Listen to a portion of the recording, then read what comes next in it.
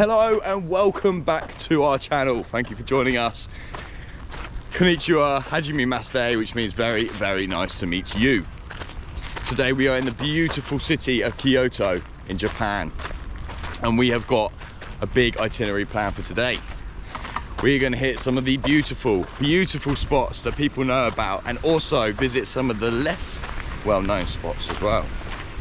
So buckle up, get comfortable, because this is going to be a good one.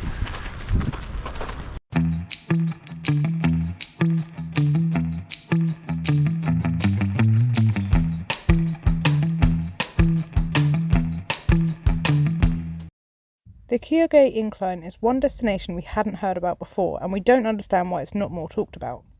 At the time it was built, this was the longest incline railway, with a total length of 582 metres. The incline allowed boats to ascend 36 metres without unloading cargo.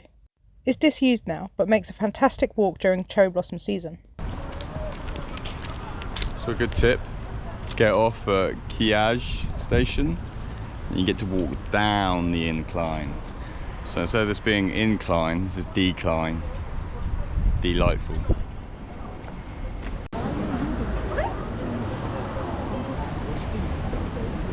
So we're now doing something called the Philosopher's Path, which is a walk that supposedly has lots of cherry blossoms. I think it's along a river. You've probably seen the photos. If you've seen photos of cherry blossoms, it's probably here. So we were speaking to someone back in Tokyo who recently did this walk, and he recommended doing it this way round, so starting at Sanjusangendo Temple and finishing at the point on the map called Philosopher's Path. If you don't know what that means, it means start at the bottom and walk north. So I will put in a map here.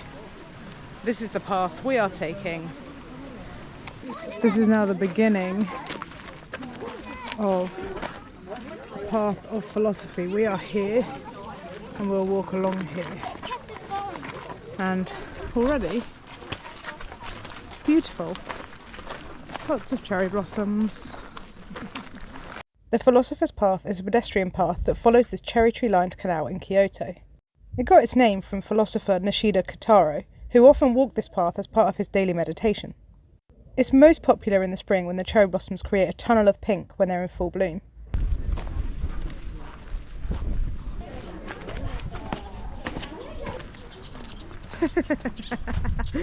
What face were you putting? This is the Sanjusangendo Temple, known for its 1001 statues of Kannon, the goddess of mercy. Photos are unfortunately forbidden in the main hall, so we don't have much footage, but the hall that houses the Kannon is the longest wooden structure in Japan, and the statues inside are really quite something. So that's the temple. That is the 1001 golden Buddha statues surrounding one large Buddha statue with multiple deities in front of all the Buddhas. Now, you weren't allowed to film in there. Like, you're not allowed to film in sacred places. Arigatou gozaimasu. Which is funny because then when you walk back around the back of them, they have a recording themselves. Now, I guess it's just one rule. It's just pick and choose. So I guess they picked. Because you could buy photos. There's a book you can buy of photos of all the golden Buddhas that you're not allowed to take photos of because they are sacred. But surely, if you're not allowed, like who? Anyway, neither here nor there. We are peasants and we cannot. But it was nice. It was actually quite cool to see. I mean, 600 yen to get in, and the massive hall. We had a little monk doing a little chant, banging on a gong. The smell of incense in the air. It was nice, but it does feel, I don't know, nice. It's nice. But on the plus side, it was super easy to get to. Just literally a 5-minute walk from the train station, and it's much quieter than other places in Kyoto so far. So yeah, I think it's worth a stop. If you're into all your, Buddhism, or if you're into looking at statues, or if you're into Buddhist statues, the old Venn diagram there, you get this middle point, you're in for a winner. So, right. All right. Now it's time for lunch, so we head to the Nishiki market, often referred to as Kyoto's kitchen. According to records, this market started as a fish wholesale district way back in 1310. Nowadays, it's one of the best places to go in Kyoto for street food, with over 100 vendors offering their culinary delights. As this was our third food market in the same number of weeks, we kept it pretty simple with some Japanese fried chicken and then some pastries we've been recommended. Arigatou gozaimasu. I'm not, let's go so.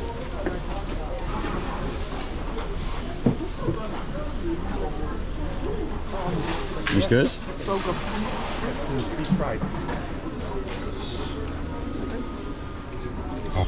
This is just a chicken thigh in some kind of sauce.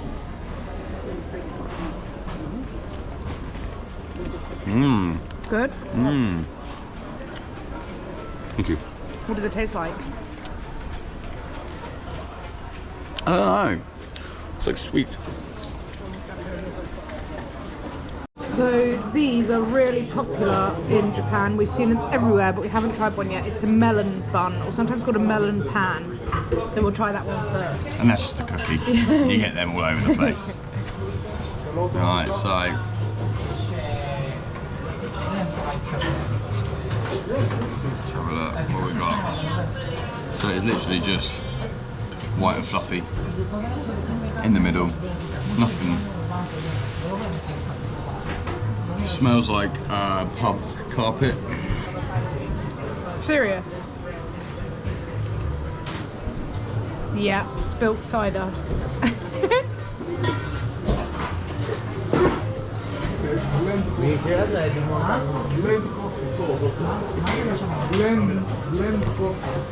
It's quite nice. Just like a soft bread. With a bit of a fruity, melony taste. Would you have it again? It's quite nice, but it's got lots of sugar on. Why not? Imagine if you took a loaf of bread, a nice soft roll that's almost begging for cheese, salad and mayo. But instead of that, you dipped it in spat out Haribo. Melon pan. Hello friends. So we have come to the very famous bamboo forest. We've done what everyone tells you not to do and come at about midday. So it's going to be very busy. But first, let me show you something we did yesterday. We tried to avoid the crowds and go to another bamboo forest at a different temple closer to the centre of Kyoto. Thought we were being really clever. It was a mistake. Let me show you why you shouldn't try and skip this bamboo forest. We visited Kodai bamboo forest. You aren't allowed to take videos, only photos for some reason, which really wasn't made clear. Having now been to both, this bamboo forest is tiny in comparison to the one at Arashiyama, that everyone visits. The difference is, this one is basically in the centre of Kyoto. That was the temple and the bamboo forest. If you want to see a bamboo forest and you don't want to travel really far out to go to the main busy one and then get stuck in crowds, sure, come Perfect. here. Very quiet. Costs you £3 to go in. There's a small bamboo forest. It's okay.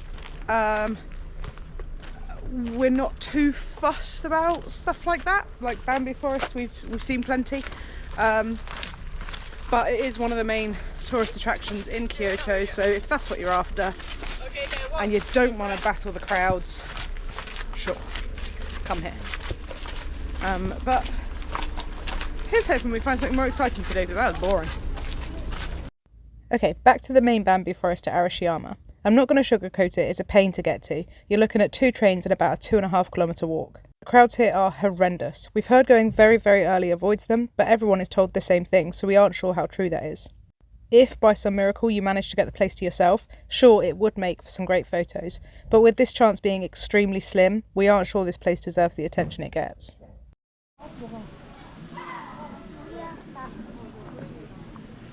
From the bamboo forest, the Adashino Nenbutsuji Temple is just a half an hour walk.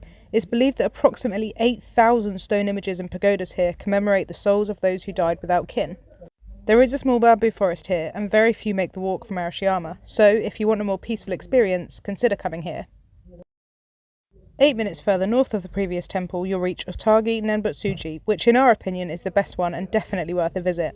This temple is home to 1,200 statues, each with a different face, representing the disciples of Buddha. The statues covered in moss is really quite a sight, taking away the serious sense of religion felt in most temples. Another aspect we really liked was the Furai cannon, which is a Buddhist statue that was made to be touched for those visually impaired. See. So that's that temple done, and actually that was our favourite. So we did a temple yesterday with a small bamboo forest. We did temple this morning. Temple this morning with all the gold Buddha statues. A temple a minute ago, which was like a graveyard. Yeah, with Buddha statues.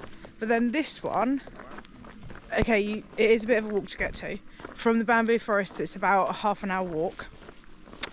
Well worth it. Favourite one. It's quieter than all the other ones because people don't want to do the walk. 500 yen, so same price as the others. But the way the faces are all different, it's really interesting to see. And they're all covered in moss. I imagine that's actually pretty cool any season. We did see a picture of it in the snow. It looks really cool. But highly recommend that one. Favourite one in Kyoto so far. And you agree? I must admit, actually, I did like the one with all the golden Buddhas in. So I'm actually probably half and half. The edge this one has is that they don't mind taking photos. But that's like visually, I personally think maybe the golden Buddha one's better. With the 1,001 golden Buddhas. See, I liked the golden Buddhas, but they're all in one space. All facing forward. Brilliant, but it just like it's almost like an army. Yeah, but I like this one that anywhere you walk, there's more. And I like that they're all weathered because they're outside. And the mossy hair. Yeah, the mossy hair. And okay, so if you don't want to do any walking, go to the one with the golden Buddhas. That was really easy to get to, 5 minutes from the station. If you don't mind a little bit of a walk, half an hour each way, maybe come to this one. It depends what you're after. Try both. Do both, do neither. But I like that one. So if you've got the time, probably if you're on a day trip, I don't know if you'd be able to fit it in. Well, if you go to the bamboo forest, but check opening times of that one, because it's not open on Wednesdays, that's for sure, and it's not a 24-hour temple like some of them are, so check before you make the trek. 9 till 4:15. There you go, 9 till 4:15. So, because you wouldn't want to walk all the way there and back and not be able to go in. That'd be naff. That'd be good.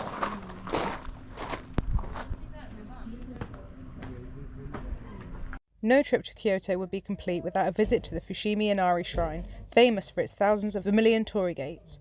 We're down here, and you got all torii gates, all around here, all up there, all up there, all up there. Let's go see how busy it really is. You hear stories.